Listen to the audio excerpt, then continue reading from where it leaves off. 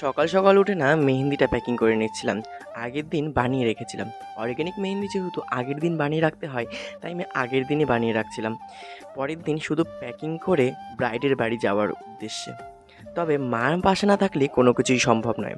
মা কিন্তু আমায় সবসময় হেল্প করে, সব কাজে সব কিছুতে হেল্প। তোমাদের সাথে কথা বলতে বলতে আমার মেহেন্দির প্যাকেটগুলোও রেডি হয়ে গেল। এবার আমি ব্রাইডের বাড়ির উদ্দেশ্যে যাচ্ছি। মা না বরাবরের মতনই ছোটবেলার থেকে বাইরে দাঁড়িয়ে থাকে। যখনই আমি বাইরে সাথে সাথে ব্রাইড আমায় কল করে বললো যে ব্রাইডের নাকি আসতে একটু লেট হবে। তাই আমি মাসির বাড়ি চলে আসলাম মাসির হাতে সুন্দর করে এক কাপ চা খেতে।